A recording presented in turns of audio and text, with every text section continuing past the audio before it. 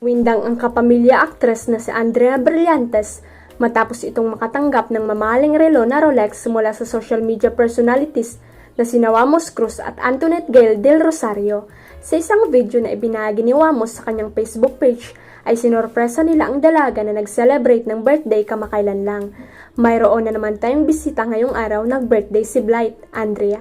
Siyempre, bibigyan rin natin ng isang magandang regalo. Alam kong magugustuhan niya ito, sabi ni Wamos sa naturang video. Ibinida niya nga ang Rolex ang laman ng kanilang nakabalot na regalo, nailing nila na sana'y magustuhan ng dalaga. Hala, andito siya. Hi! Nagpagupit siya. Oo nga, ano. Pagupit ka, mas maganda ka ngayon. Ay, thank you! Thank Bernice. you! Tapos, try mo. Light to. Buksan ko? Wala kang cake. Magbibigay sana siya ng cake. Buksan ko na ba? Sige, buksan mo. Sige, go. Wait. Ako siya masira. Sirain ko na ba? Kami lang talaga mismo nag-ano niya. Ako. Siya lang. Thank you! Iabot kay Andrea ang nakabalot na regalo ay kitang-kita na masaya agad ito kahit na hindi pa niya alam kung ano ang laman. Hala, thank you, masayang sabi ng dalaga sa bayakap kina Wamos at Antoinette. Dagdag pa ni Andrea, parang ito yung pinakita ko, gusto ko to. Umani naman ng samut-saring komento mula sa netizen ang naturang video ni Wamos. Makikita talaga sa mata ni Andrea na gustong-gusto niya ang binigay ni Wamos. Ramdam ko talagang habang nanonood ako, saad ng isang netizen. Comment naman ng isa, si Blythe talaga yung tipo ng tao na kahit anong ibigay mo, super appreciated niya. Kahit yung saya na Teka muna. Pag-alas. Hop, yeah.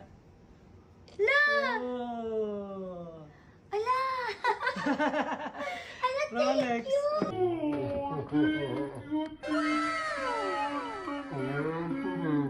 Welcome. Thank you!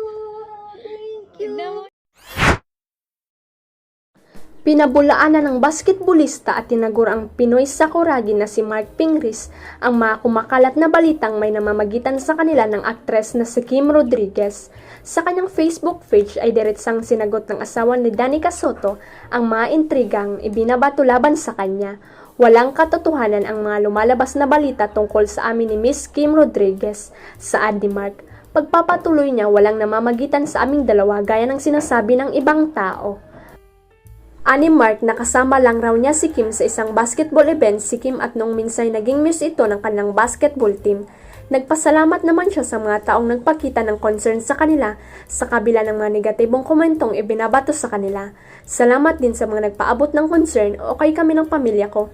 Huwag na po tayo magpakalat ng mga balita na hindi totoo, sabi ni Mark. Samantala, humingi naman ng respeto ang basketballista at hiniling na huwag nang idamay ang kanilang mga anak sa issue. Humihingi po kami ng respeto para hindi madamay ang mga anak namin ni Danica. Salamat po at God bless po, paakiusap ni Mark. Samantala, una nang ipinagtanggol ng best friend ni Danica na si Pebbles Doke ang basketballista tungkol sa issue. Huwag kalimutang i-click ang subscribe button at i-ring ang notification bell para sa latest at legit chika updates.